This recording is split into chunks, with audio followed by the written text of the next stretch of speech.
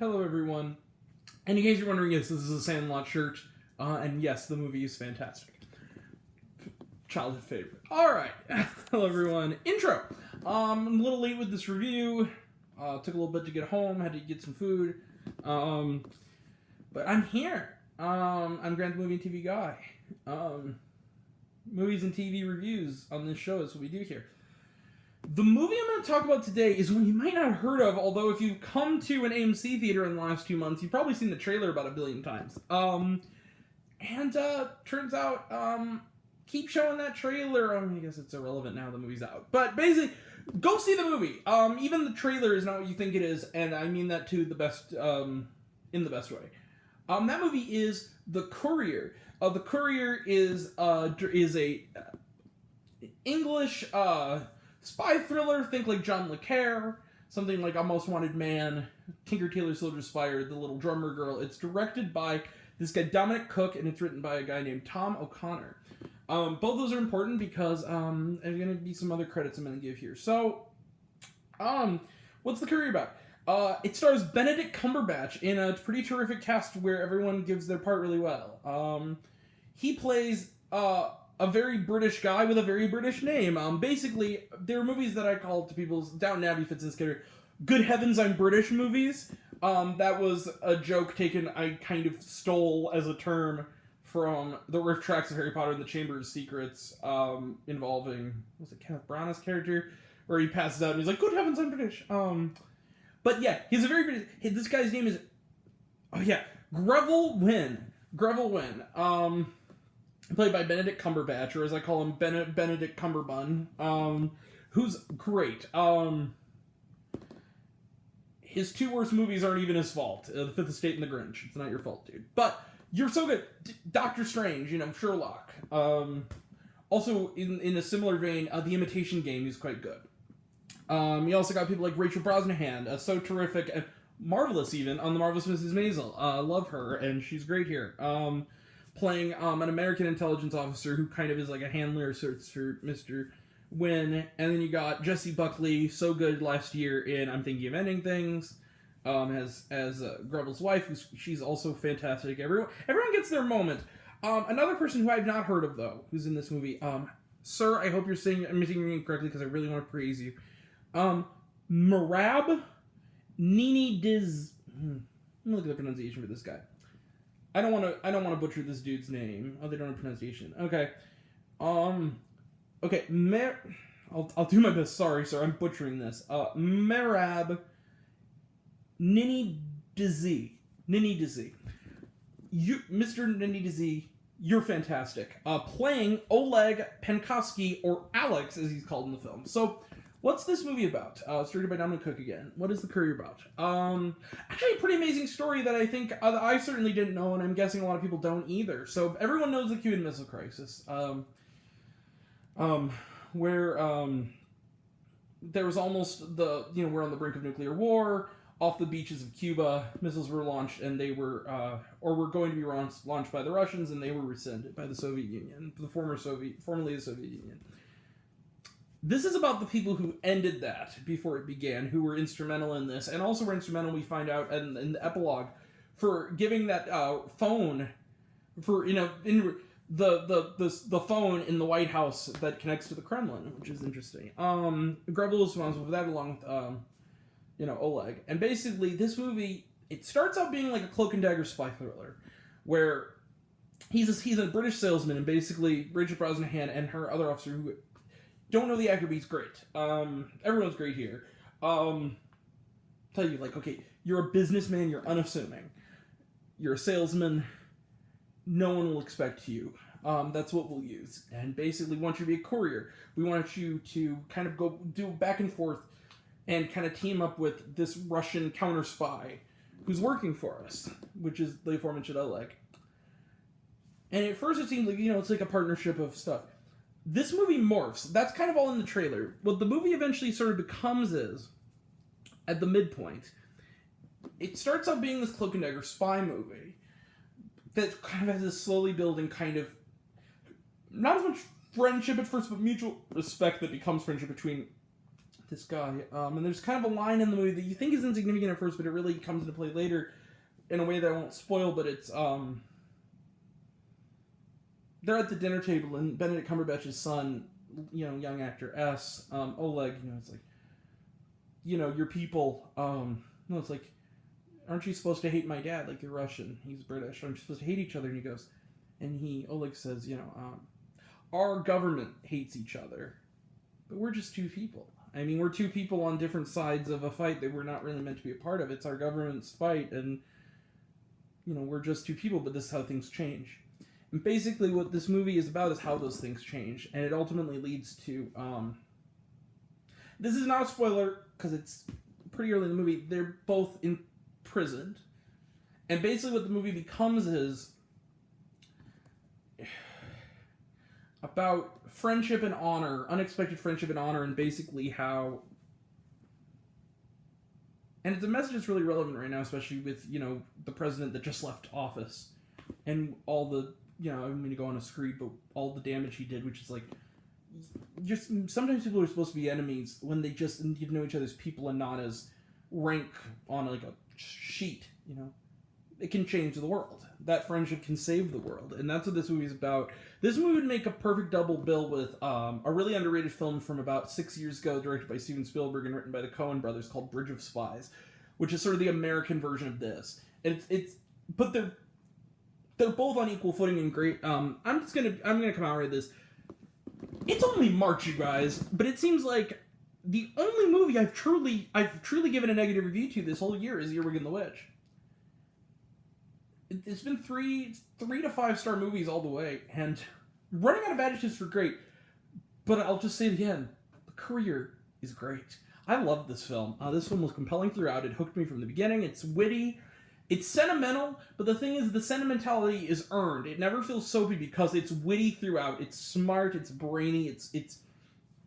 And you just feel the impact of this relationship. You really buy, through Dominic Cook's direction, Tom O'Connor's great script, and the great performances of these two leading actors, and also a strong supporting cast. You really feel the bond between these two characters, and how it is unlikely, but the way you see it is... Well, I'm not going to say how it ends. It's historical, but I'm not going to say how it ends. But when it gets to that point, I don't think I felt this sad. And mind you, this is a friendship movie, not a romance. But I don't think I felt this sad at the end of a movie about the bond between two men since Brokeback Mountain. This movie, it hits you. It's this. It's old fashioned in the best sense. This movie falls into the category of like British Spies. Or in a different league than, like, the specificity, something like Ford v Ferrari, where on the surface it's an old school movie in aesthetic and stuff, but the script is smarter than that. And it takes you into it, and it modernizes it without anachronizing it, if that makes sense. Not much to say to you guys, I gotta get to the other segments. Courier is fantastic. Everyone should see it. I was with a nice, enthusiastic crowd. It's actually one of the busier films I've seen in the theater. Long weekend, like I said, it was alone, which I also gave the score to, and you already know what it is. I'm gonna pull the trigger. I love this movie. This will probably be on my best of list. It's getting to be a long list already. 5 stars for The Courier. I love this film. I really admired it a lot at the beginning, and then I just fell in love with it by the time it got to that second half. It was already a great movie. It became an excellent one by the end. I love this film. Everyone is so good. Let's close the book on this guy. 5 stars, because I got to get to final season finale of Are You Afraid of the Dark, so I can get that review out to you. And also, a little bit of housekeeping. There will be no Amber Ruffin review this week because they've extended the season to September. So, good news for me as a viewer, not as much for me as a reviewer. Good news for me because I get more Amber Ruffin. But for those who really wanted that video, it's not going to be for a while. So, when the season ends, whenever it ends, I'll do that video. It's going to be some months, though. So, Trailer Trash, which again is a movie review. So, all but one of these I've seen and talked about in every show, basically. So, not The Courier, because I just saw that movie, so they didn't have that trailer. But okay, so let's just blow through these, you guys. But one of them I want to harp on the most, the new one, because it looked interesting, but in an odd way. So, the trailers are thus: Cruella, which again looks really good. Interested in it. Emma Stone, of course, is terrific always, and I'm interested. I still don't... apparently, it was rated PG-13 this week on the... I I still don't know how they're going to do a non-NC-17 movie about a dog killer. That's a Disney film, but, you know, I don't think I want to see that because I love doggies. I'm also just not evil. Yeah, protect the puppies. Cruella. My leg's falling asleep, guys. Cruella. What was next? Sorry, I forgot. I didn't get to write these down because again we had a crowd and I didn't want my phone on, disrupting the people around me. So,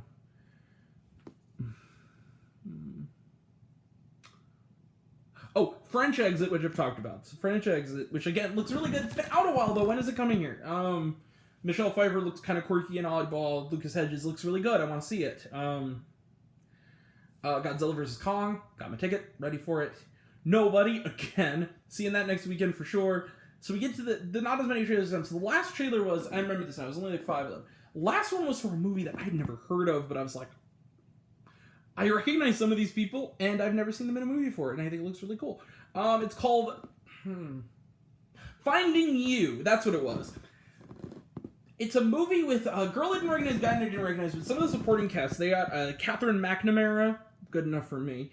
They also got the lead girl, the blonde girl from, you know, the main character from a really terrific Irish Netflix series called Dairy Girls. If you haven't seen Dairy Girls, Derry, like dairy almost as in, think It, the town from It. Dairy Girls is great. It's awesome. You should all watch it. It's fantastic. Super underrated. Definitely more of a cult favorite than a ratings hit, but basically, or view hit, stream hit, whatever. But basically, it's like this girl, and she needs a bridges who wants to go to Ireland. American girl, she goes on a trip to Ireland. Meets a guy on it's like a romantic comedy. Meets a guy on a plane, and he's like the star along with Captain McNamara. This, I guess, this Game of Thrones-ish, like high fantasy, you know, big budget show, and it also has a little bit of shades of like the Lizzie McGuire movie, where it's like she meets an all-star and they go on like a gallivanting thing, and it's like, will he choose his actress co-star, the simple girl from America, and you know he's going to. And her friend that she meets is the Irish woman, is Dairy Girls. So basically, it also reminds me of, you guys have probably not seen this movie. I have a better memory about these things than most average people because I'm weird. Have you seen the movie Leap Year? Some of you might have. It reminds me a lot of that. Leap Year was a movie that came out about, not a bad movie. Like, it was kind of pleasant. I remembered more about it than I thought. It's like from 13 years ago, maybe 12 years ago. I saw it in the theaters. In fact, I remember I was going to go see another movie, but it didn't play here at the last second, so I was like, I'll go see this, whatever this is. It was Amy Adams, and it was always good. And Ozymandias from Watchmen, the Zack Snyder movie. Not the HBO series. Both are terrific, but it was from the movie. Matthew Good. And basically what that was, it was like, Amy Adams is dating Adam Scott. He's like this on-the-go business guy, businessy business dude, and she wants to propose to him. She wants him to finally pop the question already, and she finds out that in a leap year in Ireland, a woman gets proposed to a guy, as tradition in Ireland, so she says, I'm gonna go to Ireland, get the guy to come here, and along the way she meets like this cynical guy, played by Matthew Good. They hate each other at first, and then they fall in love.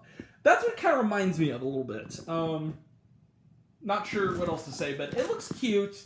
As long as they don't, I like a good romance movie, as long as they don't pull Last Christmas or Two Hearts, please don't have it be like, oh, suddenly she has cancer at the last 5 minutes and we never knew. Like, but it looks cute. So yeah, that's trailer trash. I also love Catherine McNamara. She was great in The Stand, playing a pretty horrible character. Okay, was there shawarma? No. But one little observation though, there wasn't, but there's a lot of closing production logos. Like a lot more than usual. It went on a while. Yeah, a lot of British funding went into this.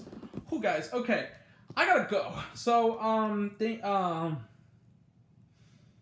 that's it. Great movie, 5 stars. Go see it. Go see The Courier. I gotta go. Gonna run out of time here, so, apologies to Matt Damon. We're out of time, as Jimmy Kimmel say. Love you all. Appreciate you all. Stop Asian hate. Love you all. Class dismissed. Love you 3000. Being kind to one another. Racism is bad. Thank you.